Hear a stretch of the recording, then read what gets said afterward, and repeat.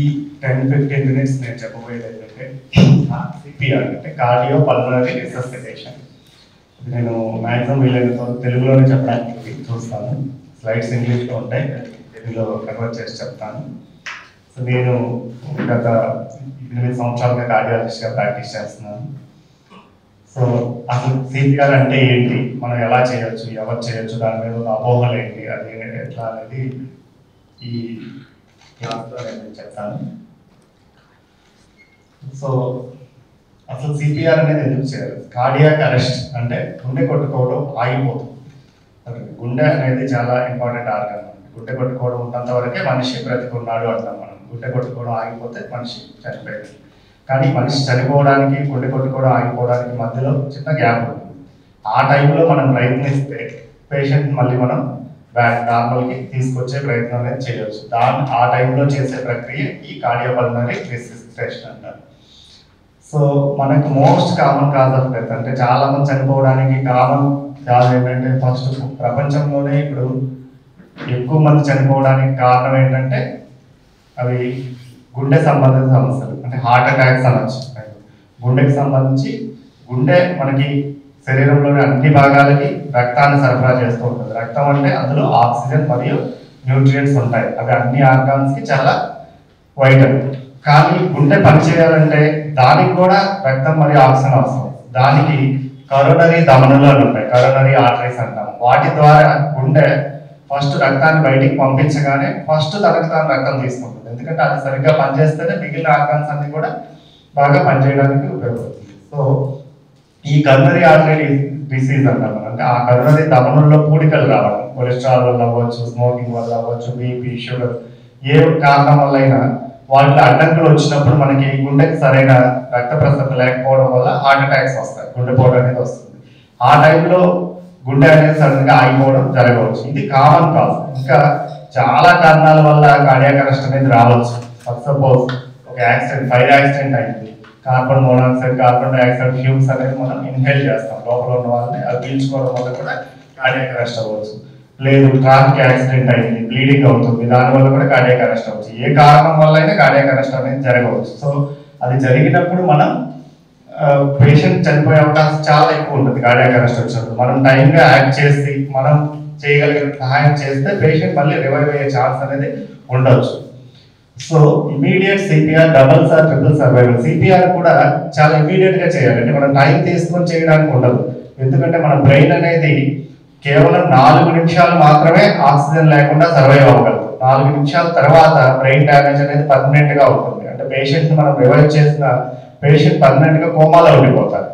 So it should be immediate. మనం ఆలోచించి time తీసుకొని చేసేంత టైం అనేది ఉండదు. అంటే ఆ పేషెంట్ దగ్గరలో ఉన్న హాస్పిటల్ వరకు తీసుకెళ్దాము, లేకపోతే ఇంకొక అక్కడ చేస్తారులే అనేది ఉండదు. అక్కడ ఎక్కడైతే అరెస్ట్ అయ్యారో పేషెంట్ కి అక్కడే సిపిఆర్ ఇవ్వాలి. ఎందుకంటే టైం అనేది చాలా ఇంపార్టెంట్ అక్కడ.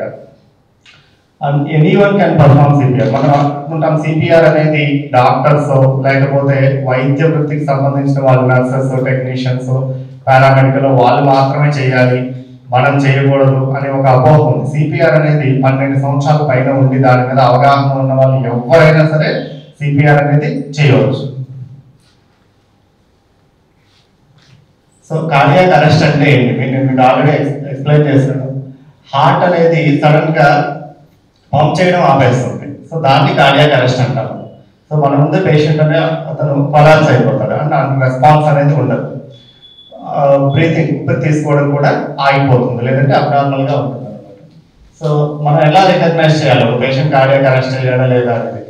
ఒక పేషెంట్ మనం కొలాప్స్ అవ్వడం చూసినప్పుడు వెంటనే మనం అతన్ని తట్టి లేపడానికి ప్రయత్నించాలి. ఒక 1 or 2 seconds, అంటే ట్యాప్ చేయడం కానీ షౌట్ చేయడం కానీ చేసి రెస్పాన్స్ ఉందో లేదో చూసుకోవాలి. బ్రీతింగ్ తీసుకోగలుగుతున్నారా లేదా? అంటే కొంతమంది డీప్ స్లీప్ లోనో లేకపోతే ఆల్కహాల్ ఎఫెక్ట్స్ వల్ల కూడా రెస్పాన్స్ లేకపోవచ్చు, కానీ శ్వాస అనేది నార్మల్ గా వాళ్ళు తీసుకుంటూ ఉంటారు. సో శ్వాస తీసుకోగలుగుతున్నారా లేదా? నాట్ బ్రీతింగ్ అంటే శ్వాస తీసుకోవట్లేదు, లేదంటే గ్యాస్పింగ్ అంటాం, అంటే పూర్గా చాలా గ్యాస్పింగ్ రెస్పిరేషన్ లో ఉన్నారా లేదా అనేది చూసుకోవాలి. సో అట్లాంటి పరిస్థితి మనం చూసినప్పుడు మనం ఒక్కరిగా ఉన్నప్పుడు దగ్గరలో ఎవరైనా ఉన్నారేమో first we should call for help. మనం ఒక్కరివే సిపిఆర్ చేసుకుంటూ ఉండలేం కదా.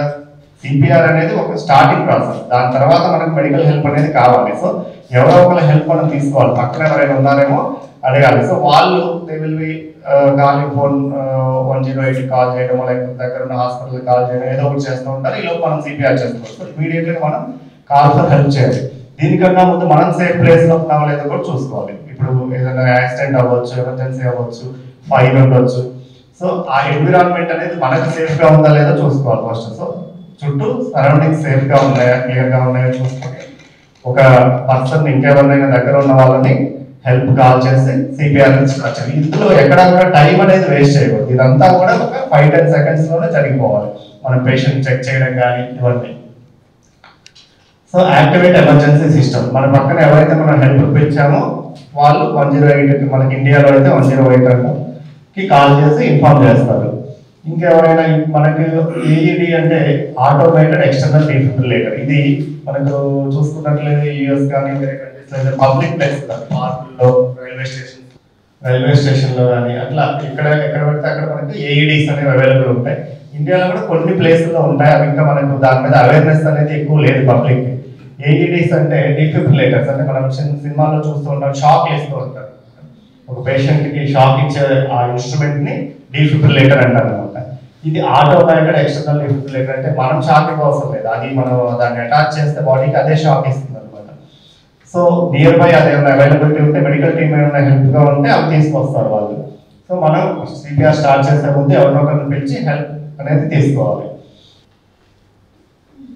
హ్యాండ్స్ ఓన్లీ సిపిఆర్ కొంతమంది చూస్తారు, అంటే మనం నోటితో గాలి అందించాలి, లేకపోతే మౌత్ టు మౌత్ బ్రీతింగ్ ఇవ్వాలి, అది ఏం అక్కర్లేదు. మనం ఓన్లీ మన 2 చేతులు చాలు సిపిఆర్ ఇవ్వడానికి. ఇంకా ఎటువంటి ఎక్విప్మెంట్ కానీ లేకపోతే ఇంకేదైనా ఏమీ అవసరం లేదు. కేవలం మనం మన 2 చేతులు ఉంటేనే సిపిఆర్, దానికి సంబంధించిన నాలెడ్జ్ ఉంటే మనం సిపిఆర్ అనేది చేయొచ్చు ఎక్కడైనా. సో సిపిఆర్ అనేది ఎట్లా చేయాలి నేను డెమాన్స్ట్రేట్ చేస్తాను, మీకు కూడా ఎక్స్ప్లెయిన్ చేస్తాను. పేషెంట్ ఫస్ట్ ఒక హార్డ్ సర్ఫేస్ మీద పడుకుంటారు, మోస్ట్లీ ఫ్లోర్ మీద. ఎందుకంటే మనకి అక్కడ టేబుల్స్ లేకపోతే ఇంకేమన్నా దొరకడం కష్టం. చైర్లో అరెస్ట్ అయ్యారనుకోండి, మనం చైర్లో సిపిఆర్ చేయలేము. సో హార్డ్ అండ్ అక్కడ ఏమైనా వాటర్ ఉండడము, ఫ్లడ్ అట్లా ఉంటే మనం బయటికి తీసుకురావాల్సి వస్తుంది. So hard and flat surface మీద పేషెంట్ని పడుకోబెడతాము. తర్వాత సో మనము పేషెంట్ని తట్టి లేపుదాం ట్రై చేస్తాం, ఊపిరి తీసుకున్నారో లేదో చెక్ చేస్తాం. ఒక 1 or 2 seconds దాని గురించి పల్స్ చెక్ చేయడం ఇట్లాంటివన్నీ చాలా కష్టం. డాక్టర్స్ అయితే చేయొచ్చు, కామన్ పబ్లిక్ పల్స్ చెక్ చేయాల్సిన అవసరం లేదు. ఊపిరి తీసుకుంటున్నారా లేదా చెక్ చేస్తే చాలు, కాన్షియస్ ఉన్నారా లేదా, రెస్పాండ్ అవుతున్నారా లేదా చెక్ చేస్తే చాలు. పేషెంట్ రెస్పాండ్ అవ్వట్లేదు, పర్సన్ ఊపిరి తీసుకోవడం లేదు అంటే సిపిఆర్ చేయొచ్చు, పల్స్ చెక్ చేయాల్సిన అవసరం ఏమీ లేదు. So hard and flat surface మీద పడుకోబెడతాము. ఏమన్నా విజిబుల్గా డ్యామేజ్ అంటే నోట్లో ఏమన్నా పదార్థాలు కానీ అట్లా ఏమైనా ఉంటే ట్రై టు రిమూవ్ అంతే. సో తర్వాత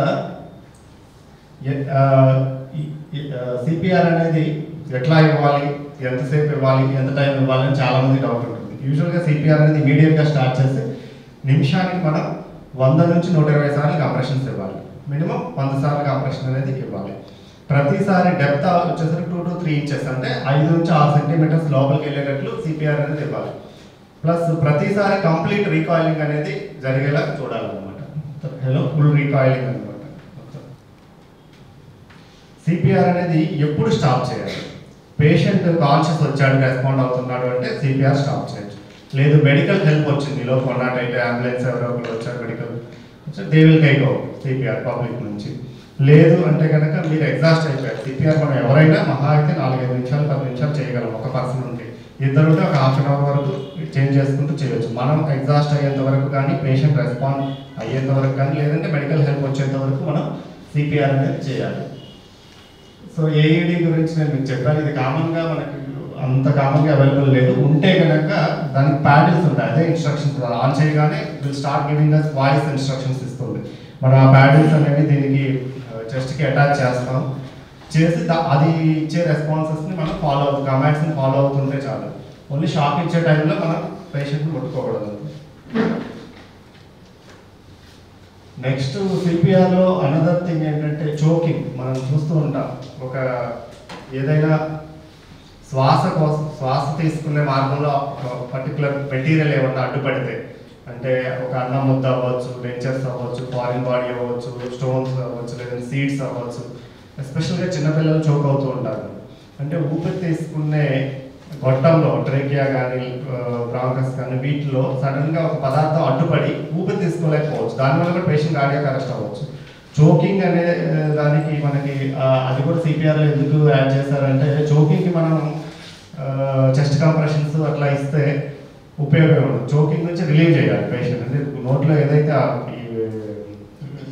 ఎయిర్ వేలో ఏదైతే అడ్డుందో దాన్ని రిమూవ్ చేయడానికి ట్రై చేయాలి అనమాట. దానికి హీమ్లిక్స్ మెనోవర్ అంటాము.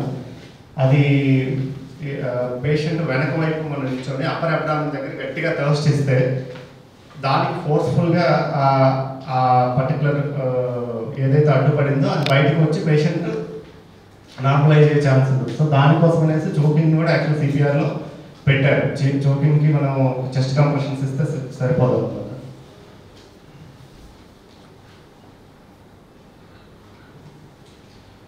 తర్వాత మనకి కొన్ని డౌట్స్ ఉంటాయి. మనం ఏదైనా యాక్సిడెంట్ అయినప్పుడు హెల్ప్ చేస్తే మనం లీగల్గా రెస్పాన్సిబుల్ అవుతారేమో, పోలీసులు అరెస్ట్ చేస్తారేమో, పోలీసు కోర్టులకు వెళ్ళాలేమో, తిరగాలేమో.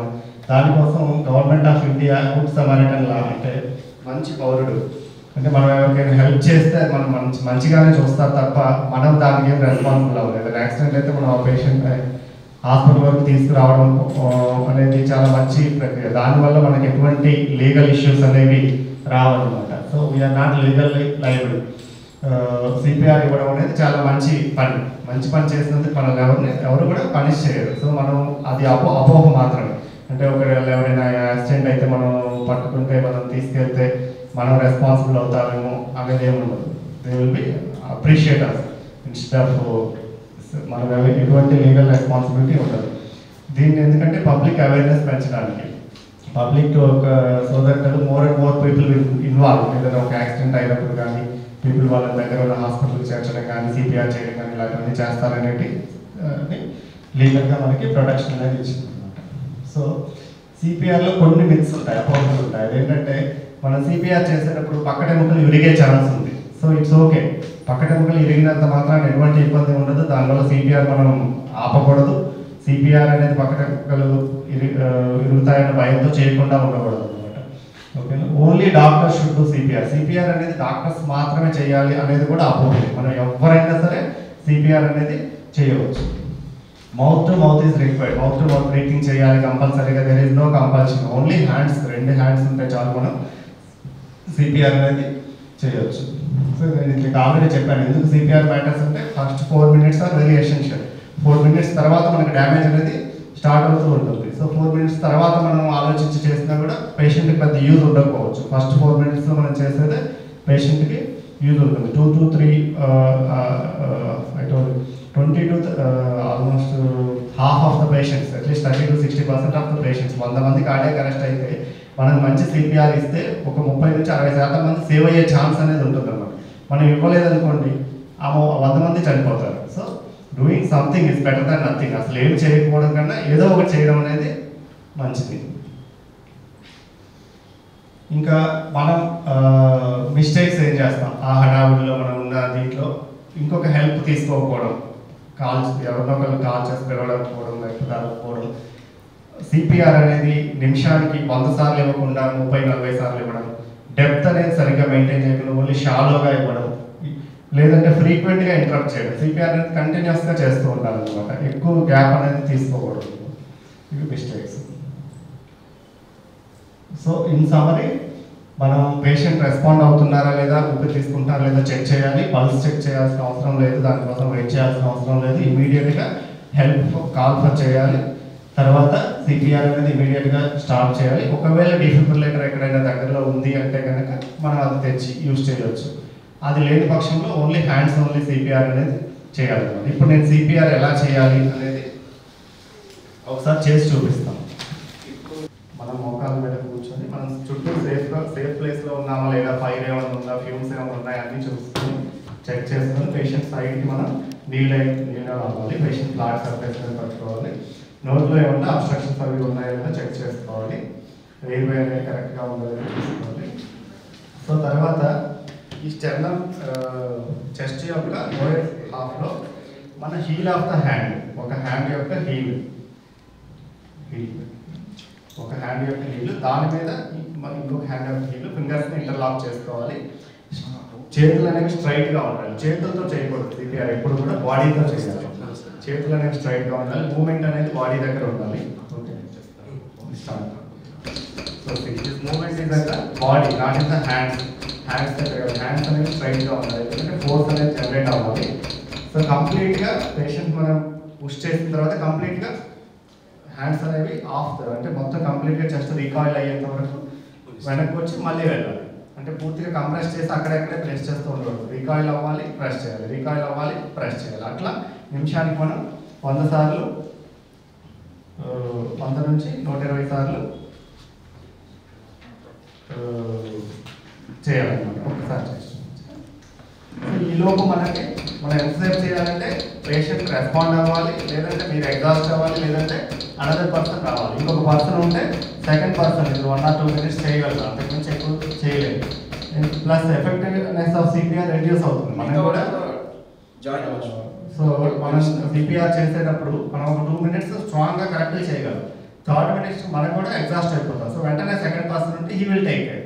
ఈ లోపు మనం మళ్ళీ will become energetic to do the CPR. CPR process ఇట్లా కంటిన్యూ చేయాలి, హెల్ప్ వచ్చేంత వరకు, లేదంటే పేషెంట్ రెస్పాండ్ అయ్యేంత వరకు, లేదంటే మనం ఎగ్జాస్ట్ అయ్యేంత వరకు సిపిఆర్.